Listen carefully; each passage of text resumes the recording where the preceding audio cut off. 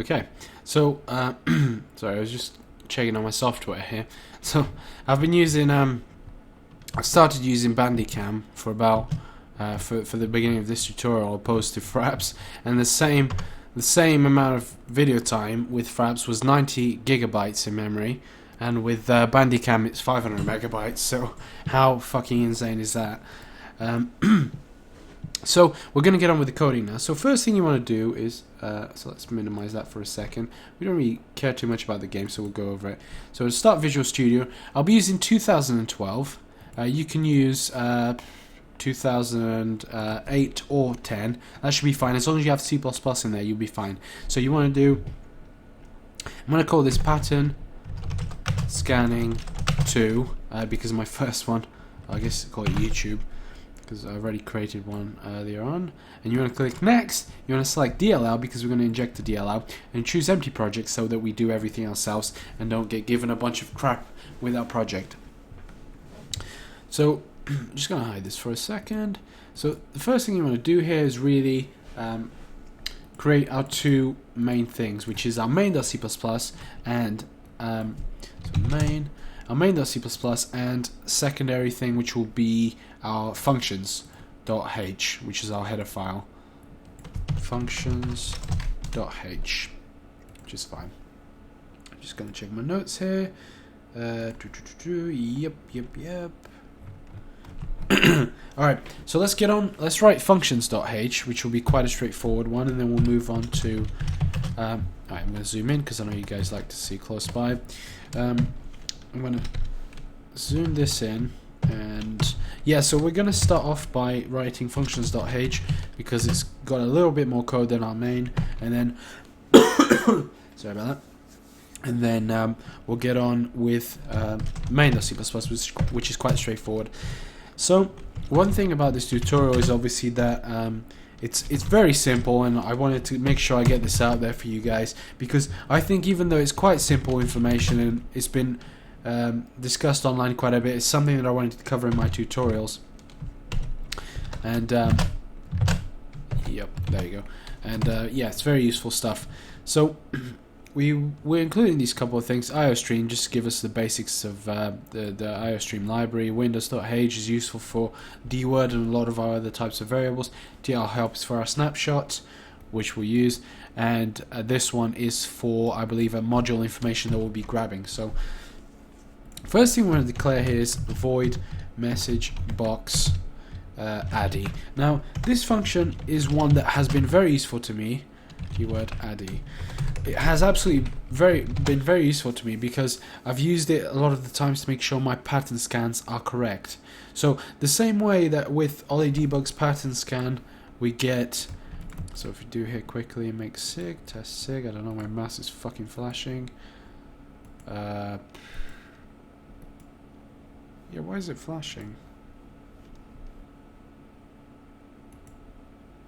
Yeah, anyways, hopefully you guys can either don't see the mouse or whatever. So the same way this, when I go scan, it found sig here at whatever. What we do with our version of it,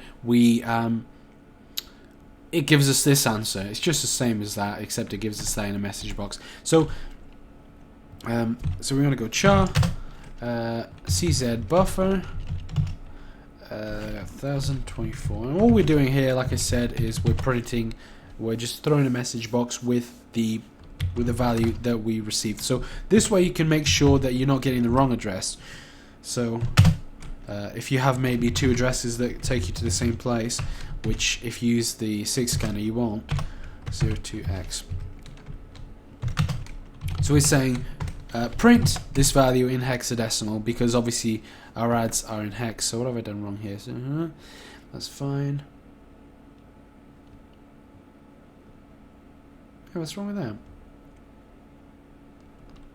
Oh, sorry, it's print F, my bad. And then you're going to go message box, and we're going to go null, because we don't really care about window handle, and cz buffer, which is what we're printing out there, and the caption will be just title, call it whatever you like, it doesn't matter. And then mb underscore okay, just to say print me a normal OK message box, and that's that pretty much. We may not even need to use. Don't know what I put wrong there. We may not really need.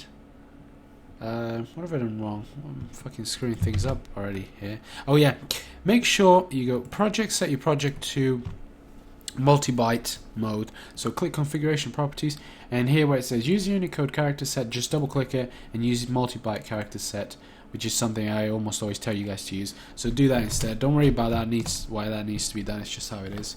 It's fucking useless really if you ask me. But alright, so you want to go. Now what we're going to do is excuse me, is our function to get the module information. Module info get module info. And what this one's going to do, this is incredibly useful function, and we're going to use it to CZ module, and we're going to use it to find out where our DLL begins and where it ends. So we need this because we don't want to be reading into memory that we don't have access to, because that leads to crashes, or writing, especially not writing, because yeah, that's definitely a crash. So module info, module info, mod info. Now there's many ways to do this, but this one in specific is one of the simplest ones I've found to do this, because I used to use a large ass function to get module size and to get the base, but it's much easier to use this, and it makes sure that you don't read things that you're not supposed to read. So, and it covers the memory of your entire module. H module equals get module handle. So we want to get the module handle for CZ module. So we pass that module in, get the handle in, and then we just say if H module equals 0, return mod info. Yep, I'm happy with that. Which one's that? Is that? There's a. I'm not too familiar with Visual Studio 2012 because I've just started using it recently, but the autocomplete mode isn't great. So if module, sorry, H module equals 0, return mod info. So if we don't have anything, we just return a null value, and then we say get module information, which is really where our magic is here. So get module information, get current process, and then we go, so get current process, H module, and mod info, which is obviously where we're storing it, so make sure we're passing the address to that, and size of module info. Okay, that's pretty straightforward stuff. And then all we say is return, fuck's sake, all my caps are screwed up today, return mod info. And that's that done. That's quite a simple one.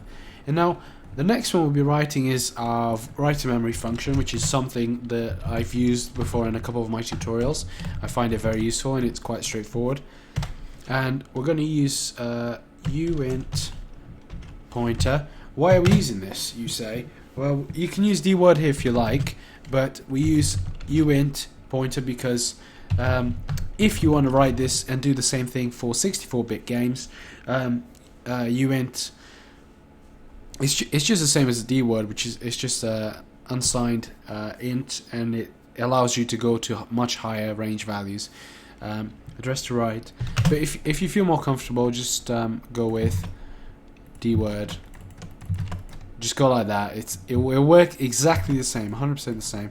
So uint pointer char value to write and int byte num. So number of bytes that we want to write.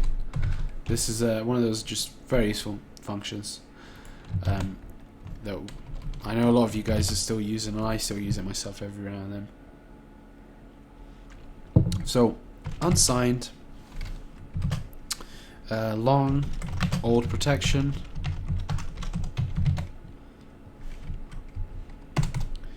and we're going to do virtual protect. Yeah, so first thing we're going to do is going to store the old protection. Sorry about that. That is being used there, so we're going to go LP void and close that one, and go address to right, and number of bytes that we want to write to it. Page. Let me just write this quickly and I'll explain what we're doing. We want to go read write and send the old protection there so we can store that value. So what we're doing here is we're just giving ourselves permissions to read and write to that address, and we're also storing the old protection there in case we need to revert. Well, once we need to revert back to it. So then all we're doing is mem copy. So we're copying into memory. Void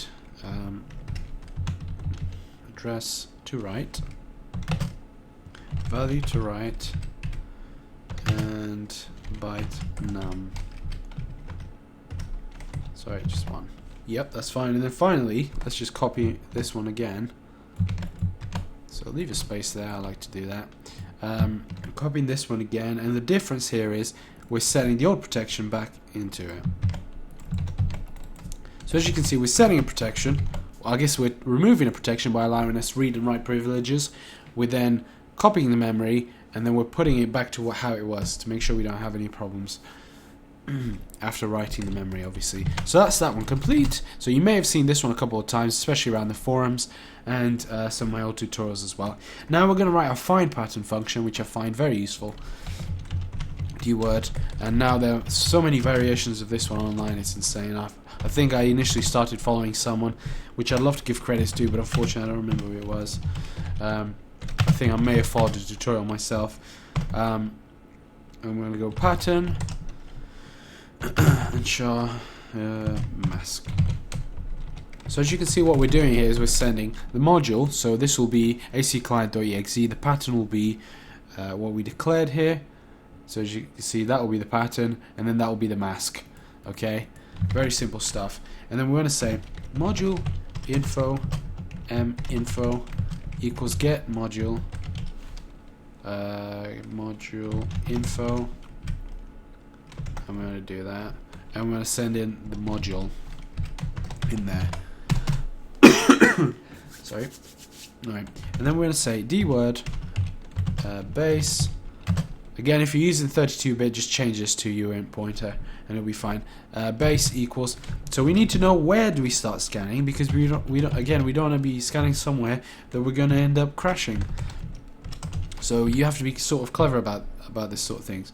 And LP, and the beauty of module info is it gives you everything you want. So just these few lines of code, boom, we've got it all done. So there are quite a few different ways to do this online, but this is by far the simplest one I've found. So dword, if anyone knows of, I guess, a more simple way of doing this, then feel free to share, but I don't think there are many ways of doing this, honestly. Alright, so dword minfo dot size of image. So how far do we want to scan up to? Okay. And then we want to find out the pattern length. So dword pattern length equals, cast that into dword. I'm going to say strl length, because we want to find the length of that string, and I'm going to go mask. So that mask that we have here, this is going to be happening within our inner loop, which you'll see in a second. And yeah, so that will be happening in the inner loop. So we want to make sure we loop only through the right number of characters. So we're going to create our first loop now. For dword I equals 0. Call it.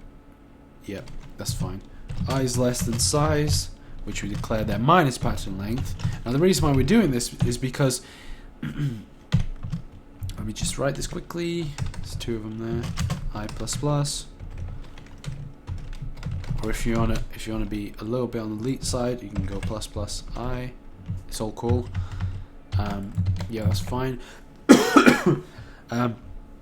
So the reason why we're doing this is minus pattern length. So we want to scan, let's say there's 500 bytes of well, 500 will be in a different number, but let's say let's say there's 10 bytes in memory, or 9 bytes in memory, and we go through, and our 6 scan is 3 bytes. Now we go to byte 6, for example, and this doesn't equal byte 6, which means we can't have the whole thing there, can we? So the reason why we do that, and why we do pattern length, is because that way, if this one doesn't equal the 6th one, that means this whole pattern isn't going to be there. There aren't going to be 3 bytes.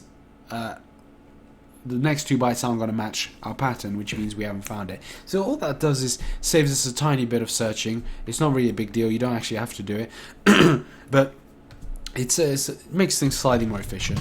So bool found equals true. We want to say here, oh, did we find our address? If so, keep going. If not, set it to false and keep.